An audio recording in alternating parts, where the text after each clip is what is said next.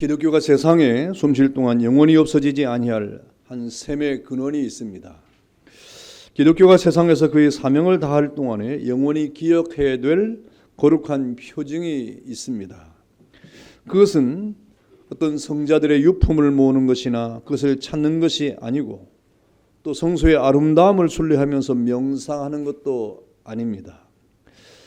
베들레헴을 다시 찾거나 갈릴리 호반을 다시 찾으면서 그리고 감람산과 겟세마네와 갈보리를 찾고 그 현장에서 눈물을 흘리는 것이 아닙니다.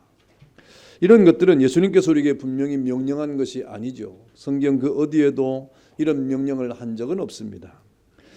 도리어 주님의 명령은 그러므로 가서 너희는 모든 민족을 제자로 삼아 아버지와 아들과 성령의 이름으로 세례를 주고 그리고 너희가 이 떡을 먹으며 이 잔을 마실 때마다 주의 죽으심을 그가 오실 때까지 전하라고 말씀하신 것이 우리의 명령이요 또 주님이 우리에게 부탁하신 일인 것입니다. 이와 같이 세례와 성찬이라고 하는 것은 사실상 우리 기독교회가 영원한 표징으로 갖춰야 될 것이고 다함이 없는 셈의 근원이요 주님이 오실 때까지 거룩하게 시행해야 될 기념 예식이 바로 세례와 성찬이라고 하는 것입니다. 그러므로 이 세례와 성찬을 가리켜서 우리는 성례라고 말을 하죠. 그러므로 교회는 주님 오실 때까지 이 성례를 행해야 되고 또 이 성례는 거룩하게 시행해야 될 그런 주님의 명령임이 틀림이 없습니다. 우리는 다음 주 맥주감사주일을 맞이해서 성례를 행할 것입니다. 이 교회는 이 세례와 성찬이라고 하는 성례를 아주 중요하게 생각을 하고 이 세례와 성찬이 교회의 지표가 되는 것이고 이것이야말로 영원한 규례와 또 표징임을 우리가 깨달아서 오늘 교회에서 행해지는 이 세례와 성찬이라고 하는 성례를 우리 다시 한번 생각을 하고 우리가 세례를 한번 받고 그것은 다시 받는 것이 아니기 때문에 한번 세례를 받을 때 기억을 하고 우리가 잃어버리는 경우도 있고 또 성례도 우리가 1년에 이렇게 4차례 5차례 행하는 것이 되다 보니까 성례에 대한 중요성들을 우리가 잃어버릴 때가 너무나 많습니다. 우리는 다시 한번 이 성례의 중요성을 가슴에 새기고 우리가 세례 받았던 그 순간과 그리고 우리가 성례, 성찬을 참여함에 있어서 어떤 자세를 가지고 참여해야 되는가 하는 것을 다시 한번 새겨야 할 것입니다. 이 성례 가운데는 세례가 있습니다. 마태복음 28장 19절에 보니까 그러므로 너희는 가서 모든 민족을 제자로 삼아 아버지와 아들과 성령의 이름으로 세례를 베풀라고 말씀하셨습니다. 여기 세례를 베풀라고 하는 것은 복음을 듣고 죽게 나온 자들에게 계속해서 세례를 베풀어라 하는 말씀이죠. 물론 이 말씀은 어떤 한 개인에게 계속되는 행위가 아닙니다. 또 다른 사람에게 복음을 듣고 나온 사람들에게 계속적으로 교회가 끊임없이 행해야 될 세례를 말하는 것입니다. 그러므로 교회는 세례 주는 행위가 계속해서 일어나야 되는 것이고 이 세례를 주는 행위가 이어질 동안에 교회는 교회다워지는 것입니다. 본문의 세례라고 하는 말은 우리가 잘 아는 대로 밥티조란 이 동사에서 나온 말인데 잠근다 또는 씻는다 또 전신을 충만하게 한다 하는 그런 의미를 가지고 있습니다. 잠근다는 것은 기본적으로 물에 담그는 것을 의미하는 것이고 씻는다고 하는 것은 유대인의 정결의식의 의미를 가지고 있는 씻다라고 하는 그런 의미를 포함하고 있는 것입니다. 그러니까 세례라고 하는 말은 죄를 씻는과 동시에 우리의 모든 것이 이렇게 깨끗해지는 그런 작용을 말하는 것이죠. 그러므로 세례는 물에 담그는 의식을 통해서 죄를 씻는 표징을 나타내는 것이고 영적으로는 성도가 예수님과 함께 죽음으로 말미암아 부활에 함께 참여하고 그리고 우리는 죄의 사함을 받는다는 의미를 가지고 있는 것이 바로 세례에 대한 의미가 되는 것입니다. 여러분 이것을 우리가 좀 더 자세히 우리가 알아보면 세례에는 표면적 의미가 있어요. 다시 말하면 세례를 받음으로 이렇게 우리가 하나님 앞에 드러나는 표면적인 그런 증표들이 있는 겁니다. 교회는 복음을 듣고 주님의 교회에 나온 성도들을 일정 기간 동안에 기본적인 기초 교리를 공부하게 되죠. 이때 자신이 죄인임과 그 결과 멸망받을 자임을 깨닫게 되는 것입니다. 우리가 하나님 앞에 여러분 예수 믿고 난 다음에 예수를 믿으면 얼마나 이 기쁨이 충만합니까? 그런데 예수 믿고 나면 기쁨이 먼저 찾아오는 게 아니에요. 예수를 믿으면, 주님이 내 구주가 되시면, 주님을 고백하고 나면 그 기쁨이 금방 찾아와야 되는데 그렇지 않습니다. 제일 먼저 우리는 주님을 만나면 괴로움이 찾아옵니다. 아픔이 찾아옵니다. 고통이 찾아옵니다. 왜 그렇습니까? 죄가 발견되기 때문에 그래요. 이전에는 죄에 대해서 몰랐는데 예수님을 만나고 난 다음에 죄가 자신에게 있는 것을 발견하고 괴로워하고 고통스러워하고 아파하는 단계가 주님을 만난 사람의 첫 번째 단계입니다. 그래서 여러분 베드로가 주님을 만날 때 뭐라고 말합니까? 주여 나를 떠나주세요. 나는 죄인입니다. 하는 자신의 괴로움을 고백하지 않습니까? 그런 주님 앞에 자신의 죄를 고백하고 회개한 다음에 그 죄사함을 받은 사람은 그 다음에 기쁨과 즐거움이 물밀듯 찾아와서 그 기쁨과 감사로 이 땅을 살아가고 그것을 통해서 하나님 앞에 충성과 헌신을 하게 되는 것입니다. 여러분 주님을 만난 다음에 자기의 괴로움이나 자기의 아픔이나 자기의 죄에 대한 슬픔을 깨닫지 못한다고 하면 여전히 우리는 그 아픔을 해결해야 될 그런 문제가 남아있지 않겠습니까? 그래서 우리가 주님의 복음을 듣고 교회에 나온 사람은 이런 교육을 통해서 자신이 죄인임을 깨닫게 하는 그런 작업이 필요하고, 그리고 그 저주로부터 예수 그리스도의 보혈의 공로로 구원받았음을 깨닫고 고백하게 하는 일이 생기는 것입니다. 그래서 이 믿음의 고백이 있는 자들에게 교회는 공적으로 세례를 베풀게 되는데, 그러므로 이 세례는 공적으로 이루어지는 것입니다. 개인과 개인이 이루어지는 것이 아니라 목사가 한 개인을 따로 불러가지고 세례를 줄 수 없습니다. 공교회 앞에서 모든 사람이 보는 가운데 세례를 베푸는 것이, 그것이 이 세례의 공교회의 전통성이죠. 그러므로 세례는 그리스도의 대속의 보혈로 마음의 속에 죄를 씻음받는 형식적인 표징이 바로 세례인 것입니다. 여러분 이것은 목사가 삼위일체 이름으로 하나님의 이름으로 물을 얹어서 표를 하고 공포하는 일이 되는 것이죠. 그래서 우리가 세례 받을 때 그 세례 받은 자에게 성부와 성자와 성령의 이름으로 세례를 주노라 하고 공포를 하는 그런 외적인 표징을 나타내는 것입니다. 여러분 세례를 받는다고 하는 것은 이제 세례를 받음으로 하나님의 가정, 다시 말하면 교회의 새로운 가족으로 들어왔다고 하는 것을 나타내는 것입니다. 주님의 교회의 한 지체로서 유기적인 관계를 갖는 표식이 바로 세례인 것입니다. 여러분 몸의 지체가 떨어져 있을 수 없는 것처럼 이렇게 세례를 받으면 교회의 한 지체가 되어서 우리는 한 가정 안에서 살아가는 한 가족이 된 것을 선포하는 것이죠. 포도나무 가지가 줄기에서 떨어져 있을 수 없음같이 세례는 하나의 가정인 교회에 새로 접붙임 바 되었다고 하는 사실을 나타내는 행위적 표현입니다. 그래서 우리를 이것을 입교, 세례를 하면 입교의식이 되는 거예요. 교회 안에 들어왔다 이 말입니다. 교회의 한 구성원이 되었다 이 말. 이제는 뗄래야 뗄 수 없는 그런 관계가 되었다. 떨어질 수 없는 관계가 되었다 하는 표징입니다.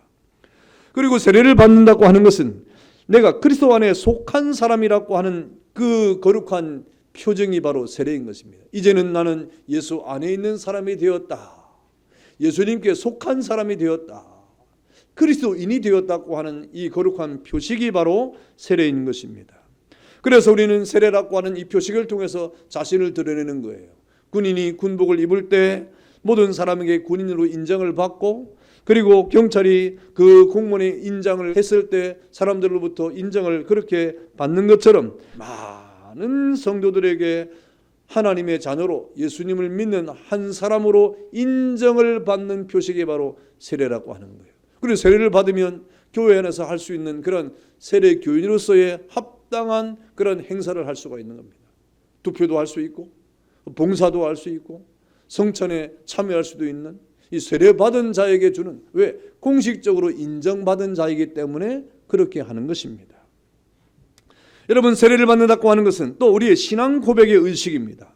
마음으로 믿어지는 구주 예수 그리스도를 입으로 시인하는 표적입니다. 그래서 우리가 고백을 하는 거예요. 서약을 하는 거예요. 예수를 믿습니까? 예수 믿고 난 다음에 확실히 주님을 믿는 표시를 나타내겠습니까?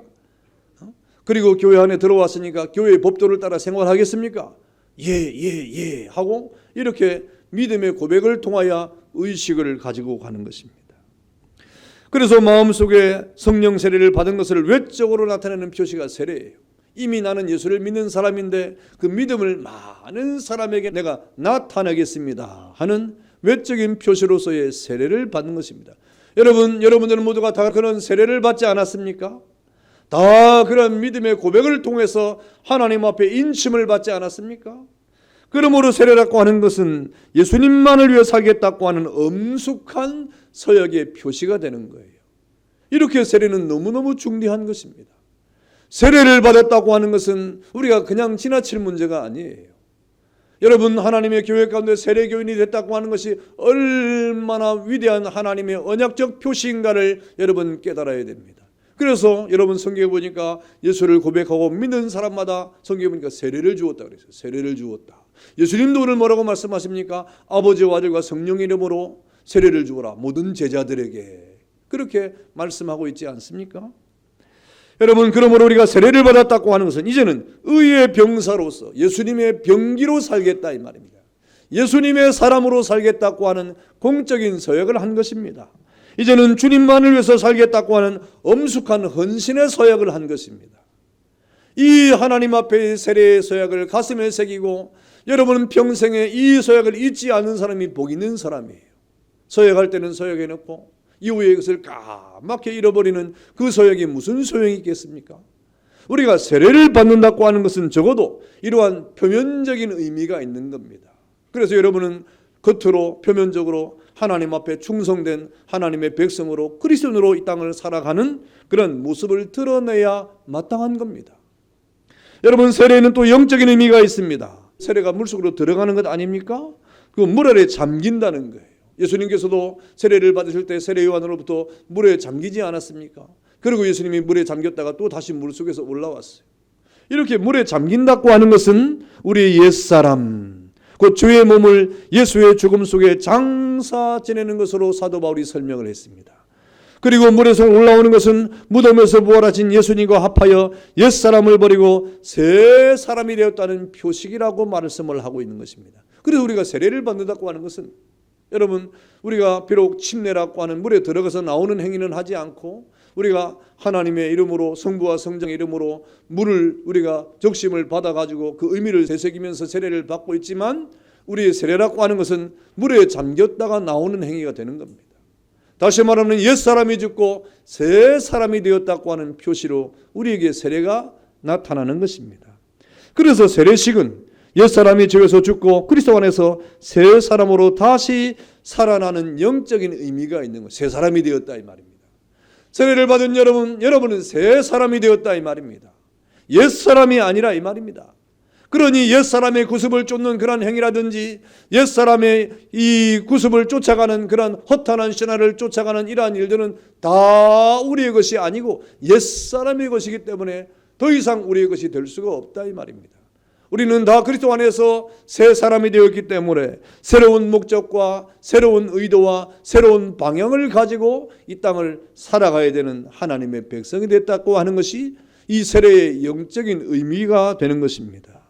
그래서 로마서 6장 2절에 보니까 죄에 대해서 우리는 죽었다 그랬어요. 죄에 대해서 예수님이 십자가에 우리를 위해서 돌아가셨기 때문에 이미 우리도 주님과 함께 한 자이기 때문에 우리는 죄에 대해서 죽은 자라고 하는 말이죠.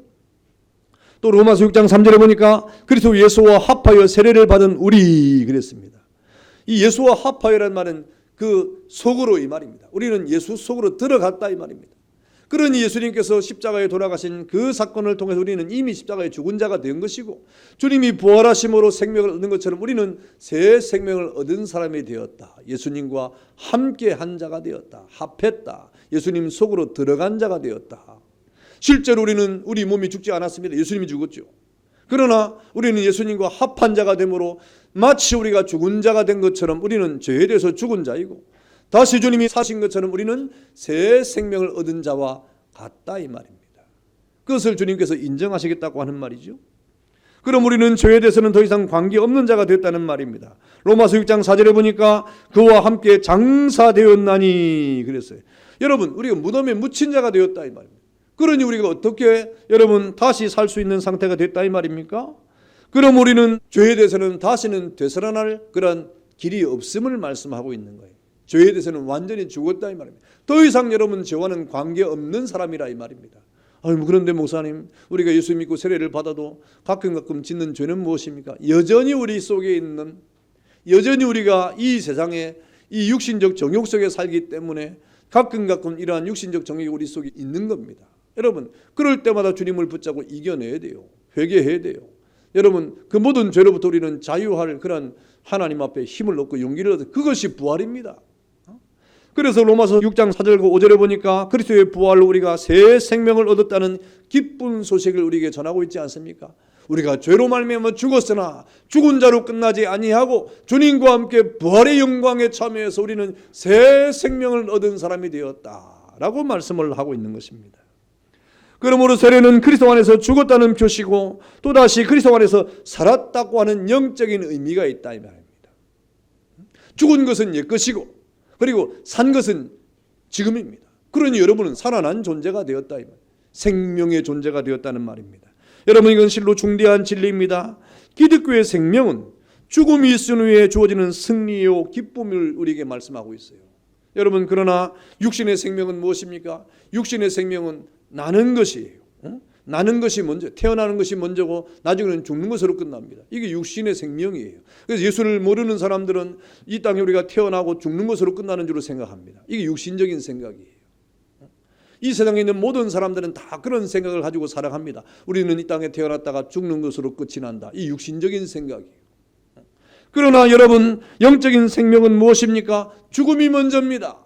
십자가의 죽음으로 우리가 출발을 해가지고 다시 사는 생명으로 나타나는 것이 기독교의 진리예요. 육신적인 생각은 죽음으로 끝나지만 기독교의 영적인 생명은 무엇입니까? 죽음으로 우리는 이 땅에서 모든 것을 끝난 다음에 예수님과 함께 다시 생명을 얻는다. 할렐루야. 이게 기독교입니다. 다시 산다고 하는 생명을 기독교는 말하고 있는 겁니다. 죽음으로 끝나지 않아요. 그건 육신이에요. 옛사람이 장사된 이후에 새 사람의 생명이 온다는 것입니다. 세례는 이것을 우리에게 알려주는 표시예요. 세례를 받았다고 하는 것은 우리는 더 이상 육신적으로 태어났다가 죽음으로 끝나는 것이 아니라 우리는 이 땅에 예수와 함께 죽었다가 다시 생명을 얻는다고 하는 새로운 가치관을 가지고 새로운 생명관을 가지고 새로운 세계관을 가지고 이 땅을 살아가는 것이 바로 세례의 영적인 의미가 되는 겁니다. 여러분, 인생은 보통 생으로 시작해서 죽음으로 끝나지만 기독교의 생활은 죄로 인하여 죽음으로부터 시작해서 삶으로 나아가는 것입니다. 그래서 육신의 생각은 사망이요 영의 생각은 생명과 평안이라고 말하는 거예요. 육신의 생각의 끝은 사망입니다. 더 이상 소망이 없어요. 그러나 영의 생각은 생명과 평안에 있다. 왜? 살아나니까. 사는데 얼마나 소망이 있어요. 아픈 분들은 건강하는 것이 소망 아닙니까? 그러면 조금만 건강하면 좋겠다고 말하지 않습니까? 예수 믿는 사람의 영의 생각은 생명과 평안에 있다 이 말입니다. 이것이 바로 세례의 내면적인 의미가 되는 것입니다. 영적인 의미입니다. 그러므로 세례를 받은 것이 얼마나 여러분에게 귀한 것인가를 깨달아야 돼요. 세례를 받은 여러분, 우리 교인들 대부분 다 세례를 받았습니다. 세례를 받은 것이 얼마나 우리에게 영적인 큰 은총이고 그것이 얼마나 큰 생명인가를 날마다 여러분 가슴에 새기면서 세례받은 자로서의 삶을 살아가는 그런 복 있는 여러분 되기를 축원합니다. 또 성례 가운데는 성찬이 있습니다. 여러분, 성찬은 사실상 예수님이 33년간 그의 모든 말씀의 교훈과 또 행위로 나타난 모든 기사와 이적과 모든 권능의 총체적인 것을 집약한 것이 바로 성찬이라는 것입니다. 예수님께서 말씀으로 교훈했습니다. 또 행위를 통하여 모든 이적을 나타냈습니다. 그 모든 것들을 집약해서 이렇게 총체적으로 나타낸 것이 바로 이 성찬이라고 하는 거예요. 여러분, 그래서 교훈으로 아직 깨닫지 못한 제자들에게 주님은 이제 실물로서 그의 교훈을 되살리고 기억하도록 한 것인데 그것이 성찬이라 이 말입니다. 예수님께서 말씀하신 교훈과 행하신 모든 이적이 무엇입니까? 예수님께서 무엇을 말씀하신 것입니까? 33년 동안에 예수님께서 그동안에 이적을 왜 행하신 것입니까? 그 모든 것에 가장 중요한 것은 예수님의 생명의 떡이란 말이에요. 그리고 예수님의 그 목마르지 아니하는 그 생수가 되심을 말씀하신 것입니다. 내가 너에게 생명이라 이 말입니다. 내가 하늘로부터 온 산떡이라 이 말입니다. 내가 영원히 너에게 목마르지 아니하는 생수라 이 말. 이것을 예수님께서는 말씀하신 것이고 여러분 기적을 통해서 이것을 증거하신 것입니다. 바로 성찬이 무엇입니까? 예수님의 살과 피를 먹고 마시는 것인데 바로 예수님이 우리의 생명이요 예수님이 우리의 영원히 목마르지 아니하는 생수가 되심을 성찬을 통해서 실제로 우리에게 행동적으로 이렇게 나타내신 것이 성찬이라 이 말입니다. 그러므로 어거스틴은 말하기를 성찬은 볼 수 있는 말씀이다. 말씀을 종이에 쓰듯이 잔과 떡으로 눈앞에 보는 것이다.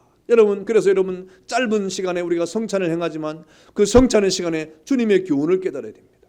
그 성찬의 시간에 주님이 행하신 이적이 바로 이것을 위한 것을 여러분 우리는 깨달아야 되는 것입니다. 참으로 이 성찬이야말로 눈으로 보는 것과 귀로 듣는 것과 입으로 말하는 것과 몸으로 행하는 모든 것에 이 그리스도의 교훈의 실정의 총화가 바로 이 성찬이 되는 것입니다. 그때는 바로 주님이 잡히시던 밤이라고 했습니다. 오늘 본문 23절에 보니까 내가 너에게 전한 것은 주께 받은 것이니 곧 주께서 잡히시던 밤에 라고 말씀을 했습니다.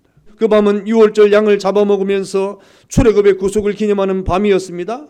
장소는 예루살렘의 어느 고유한 다락방이었습니다. 주님께서 친히 이 유월절에 성찬을 창설하시고 그 재료는 떡과 오늘 잔을 가지고 포도주를 가지고 이 성찬의 의미를 되새기고 있는 것입니다.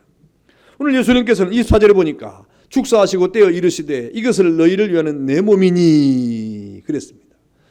떡을 떼어 제자에게 주시면서 내 몸이라고 말씀했습니다. 또 잔을 가지고 이것은 내 피라고 말씀하셨습니다. 마태복음 26장 28절에는 잔을 부으면서 이것은 죄 사함을 얻게 하려고 많은 사람을 위하여 흘리는 바 나의 피 곧 언약의 피니라 라고 말씀을 하셨습니다. 떼시는 떡은 주님의 몸을 의미하고 또 부으는 잔은 주님의 피를 의미한다고 예수님께서 말씀하지 않습니까? 그래서 성찬을 통하여 예수님의 그 살과 피를 이렇게 제자들에게 배설하시는 가운데 먹어라 마시라 라고 말씀하시면서 예수님께서 3년 동안의 공생애를 통하여 자신을 드러내시고 말씀하시고 교훈하시고 또 행하신 모든 이적은 바로 주님이 우리의 생명의 떡이요 생명의 잔임을 말씀하신 것을 그 시간에 집중적으로 성찬을 통해서 알게 하신 것입니다. 여러분 주님이 행하신 성찬의 의미는 그럼 우리는 되새겨야 됩니다. 성찬을 우리가 하면서 성찬의 의미를 되새기는 것은 너무나 중대한 것입니다. 그 성찬의 의미가 무엇입니까? 바로 성찬은 주님의 죽음을 상징하는 것을 우리에게 말씀하고 있습니다. 본문 오늘 26절에 보니까 너희가 이 떡을 먹으며 이 잔을 마실 때마다 주의 죽으심을 그가 오실 때까지 전하는 것이다 라고 말씀하시면서 이 성찬의 의미가 주님의 죽으심을 의미한다고 말씀하고 있는 것입니다. 이것은 가장 고통스러운 수치스러운 그 사망에 자신을 내어주신 그리스도의 위대한 희생과 그 사랑을 나타내고 있다 이 말입니다. 그래서 우리가 성찬을 대할 때마다 주님의 그 숭고한 희생과 우리를 향한 사랑의 그 희생을 우리는 깨달아야 되는 거예요. 주님이 나를 위해서 살찌고 피를 흘려주었구나 하는 이 성찬의 의미를 깨달아야 됩니다. 그래서 교회가 이 성례를 행하는 것은 이러한 그리스도의 거룩한 숭고한 죽음을 기억하기 위해서인 겁니다. 이런 그리스도의 죽음을 기억하지 못할 때 교회는 교회되지 못하는 것이고 성도는 성도되지 못하는 겁니다. 여러분 이 성찬을 대할 때마다 아니 우리가 말씀을 대할 때마다 우리가 주님 앞에 기도할 때마다 주님의 이러한 거룩한 희생을 기억하고 주님이 나를 위해서 십자가를 지신 것을 늘 깨닫는 자마다 은혜가 있고 복이 있게 되는 겁니다. 여러분 왜 교회가 그리스도의 죽음을 기억해야 됩니까? 교회가 그리스도의 죽음을 기억할 때 죄를 깨닫게 되는 겁니다. 주님이 우리의 죄 때문에 십자가를 지셨기 때문 아닙니까? 자신이 죄인임을 알 때 우리는 어떤 자세가 됩니까? 그때 비로소 겸손하게 되는 거예요. 우리가 자신을 어떤 바라보면서 교만하고 자고하고 자신 스스로 이렇게 높이는 그러한 우리 자세를 갖다가도 주님 앞에 서면 주여 하고 겸손해지는 이유가 무엇입니까? 주님 앞에 우리가 죄인이기 때문이에요. 그래서 주님 앞에 날마다 서는 자는 겸손하게 되어 있습니다. 그렇지 아니하면 교만합니다. 그것을 모르면 교만한 거예요. 자신이 죄인인 줄 모르면 교만하게 되어 있습니다. 또한 자신이 멸망받을 죄인인데 그리스도의 죽으심으로 다시 사는 생명의 은혜를 깨닫고 우리가 어떤 자세가 일어납니까? 감사가 일어나는 거예요. 그래서 우리가 하나님 앞에 겸손과 감사는 우리가 죄인임을 깨달을 때 우리가 자동적으로 우리 성도 안에서 벌어지는 감정이 바로 우리의 겸손과 감사라고 하는 감정입니다. 그리고 이러한 감정은 우리에게 어떤 일이 불러일으킵니까? 헌신의 마음을 생기게 합니다. 그리고 봉사의 뜨거운 마음을 끌어오르게 합니다. 여러분, 이것이 그리스도의 죽음을 생각할 때 일어나는 성도의 자세예요. 그래서 언제든지 주님 앞에 헌신하는 사람, 봉사하는 사람, 감사의 마음 사람, 겸손의 마음을 가지고 주님 앞에 살아가는 사람을 가만히 보면 그는 주님 앞에 자신이 죄인임을 고백할 줄 아는 사람임을 우리가 발견하게 되는 것입니다. 그래서 우리는 성찬할 때마다 주님의 죽으심을 그 가슴에 새기는 그런 은혜가 있어야 되는 겁니다. 여러분, 성찬은 또 어떤 의미를 우리가 새게 됩니까? 십자가에 못 박힌 그리스도에게 우리가 참여함이 되었다, 이 말입니다. 여러분, 고린도전서 10장 16절에 보니까 우리가 축복하는 바 축복의 잔은 그리스도의 피에 참여함이 아니며 우리가 떠는 떡은 그리스도의 몸에 참여함이 아니냐 그랬습니다. 다시 말하면 우리가 잔을 마시고 떡을 떼는 것은 바로 주님의 그 죽으심에 참여함이 된다, 이 말입니다. 주님의 그 죽으심과 부활에 참여함이 된다, 이 말입니다. 나도 죽고 그리스도와 함께 내가 죽고 그리스도와 함께 내가 살았다 하는 그러한 의미가 되는 것이죠. 그럼 우리는 성찬을 할 때마다 우리 자신도 십자가에 자신의 정욕과 탐심을 못 박아야 됩니다. 나에게 탐심이 있다고 하면, 나에게 정욕이 있다고 하면, 나에게 인간적인 그런 욕심이 있다고 하면 그것을 우리는 십자가에 못 박는 것이 필요하다. 이게 성찬의 의미입니다. 여러분, 성찬의 의미가 또 무엇입니까? 그것을 우리는 영적인 음식이에요. 영적으로 우리가 먹고 마시는 거예요. 여러분, 배고플 때 우리가 뭘 먹습니까? 음식을 먹어요. 그 우리가 먹지 못하면 굉장히 짜증이 납니다. 뭔가 채워져야 되는데 안 되면 짜증이 나는 거예요. 사람은 육신적으로 음식을 먹어야 살지 않습니까? 이 성찬은 바로 우리 영적인 음식이라 이 말입니다. 여러분, 우리에게 영적인 음식이 왜 필요합니까? 바로 이 성찬이 영적인 음식이라고 할 때 그 영의 생명과 능력과 희열을 공급하는 힘이라 이 말입니다.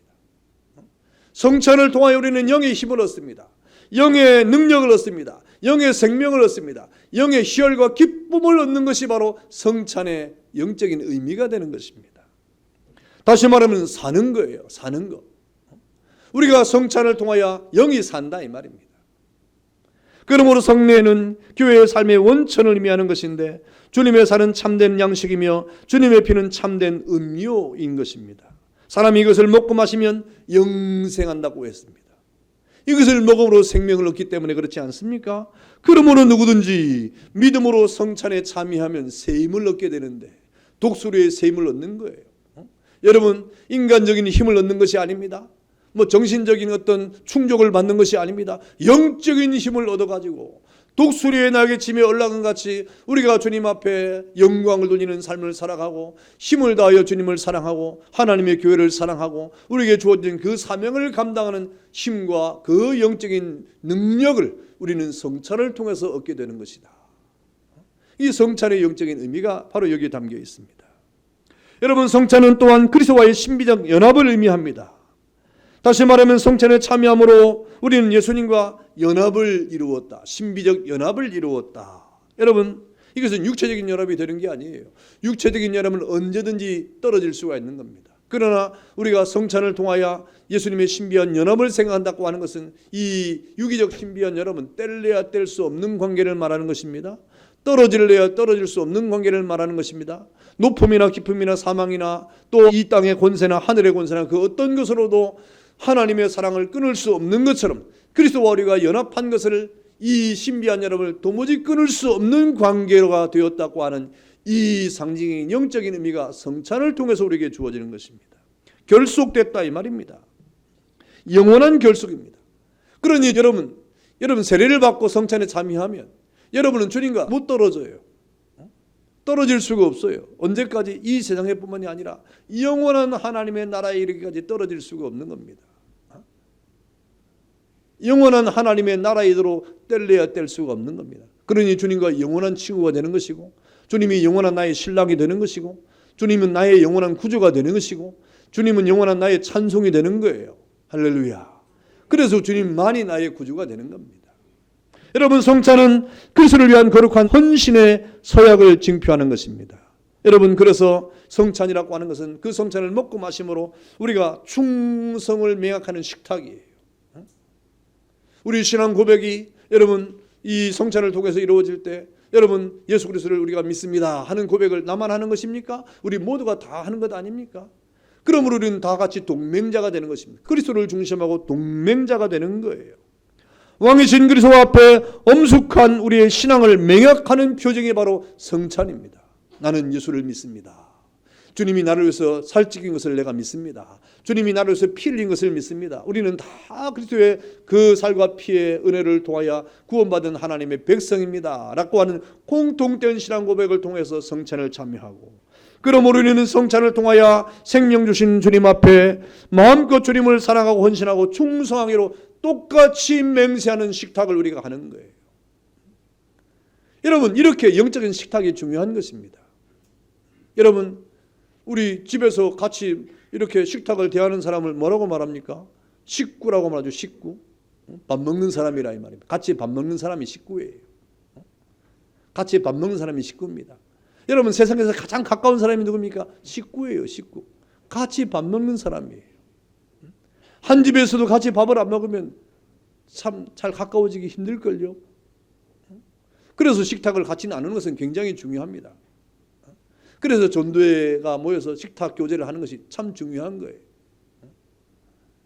같이 밥 먹는 게 아무것도 아닌 것 같지만 그 시간을 통하여 교제하고 영적인 은혜를 나누고 또 생각지도 못한 그런 가까움으로 나아가는 기회가 그런 일들을 통해서 이루어지는 것입니다. 여러분, 우리가 성찬을 통하여 하나님 앞에 받는 은혜가 무엇입니까? 같은 영적인 식탁 교제를 통하여 우리가 하나님 앞에 맹세하는 서약의 징표로 함께 충성하고 함께 헌신하고 함께 하나님 앞에 영광을 돌릴 것을 맹약하는 순서가 바로 성찬의 것입니다. 여러분, 더욱이 또 성찬은 거룩한 소망을 바라보는 시간인데, 누가복음 22장 16절에 보니까 내가 너에게 이르노니 이 유월절이 하나님의 나라에서 이루기까지 다시 먹지 아니하리라 라고 예수님이 말씀하셨습니다. 여러분, 이 말씀은 하나님의 나라에서 새 것으로 마시는 때가 온다 이 말입니다. 저 영원한 천국에 가면 우리는 새 것으로 주님과 함께 먹고 마시는, 주님이 배설하신 그 잔치에 우리가 참여하고 그 식탁에 우리가 참여할 때가 오는데, 주님께서 말씀하시기를 나와 먹고 마시는 그때 다시 먹고 마실 텐데 이 땅에서 먹고 마시면 이것으로 끝이라 이 말입니다. 마지막 순서입니다.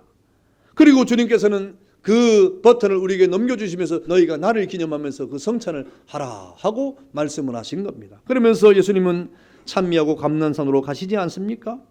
이 말은 무슨 말입니까? 우리가 이 세상에서 이 교회 안에서 거룩한 공동체 안에서 이렇게 성찬을 행할 때 이 성찬은 우리가 영원한 하나님의 나라에서 있을 그 거룩한 식탁을 바라보면서 성찬을 하는 거예요. 지금은 우리끼리 성찬을 하지만 주님의 이름으로 우리가 지금은 이렇게 성찬을 하지만 저 영원한 하나님의 나라에서는 주님이 베푸시는 성찬을 하게 될 것이다. 주님이 베푸시는 식탁에 우리가 참여하게 될 것이다. 마르지 아니하는 식탁에, 영생에 이르는 식탁에 우리가 참여해서 주님과 함께 이렇게 우리는 거룩한 식탁에 참여하게 될 것이라고 하는 것을 우리는 바라보는 시간이 바로 성찬의 소망이라고 하는 겁니다. 성도 여러분, 우리는 이 거룩한 예식을 행하기에 앞서서 참마음의 겸손과 경외심으로 준비하는 것이 지극히 당연합니다. 우리가 다음 주 맥주감사주일을 맞이해서 세례와 성찬을 우리가 하는데 이 거룩한 성례 앞에서 우리의 양심을 조심스럽게 살펴야 됩니다. 참회와 겸손한 고백과 경건한 기도로서 먼저 우리가 어지럽게 된 우리의 마음을 고요하게 정화시키고 성결하게 하는 그런 작업들이 필요하지 않겠습니까? 우리 자신들의 모든 감정이 비참한 상태를 하나도 숨김없이 그리스도 앞에 고백함으로 하나님 앞에 세례와 성찬을 맞이해야 되는 것입니다.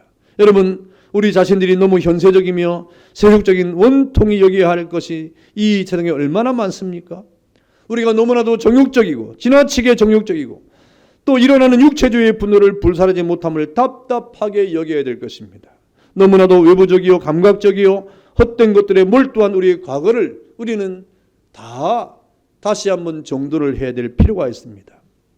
여러분, 또 우리는 너무 세상 일에 쉽게 관계하면서도 신령한 일들에는 너무 관심이 없고 무지함을 발견할 줄을 알아야 됩니다. 세상 일에는 너무나 우리가 관계를 많이 하고 세상 일에는 너무나 우리가 밝은데 하나님의 영적 일에는 너무나 무관심하고 무지한 우리의 상태를 다시 한번 돌아봐야 됩니다.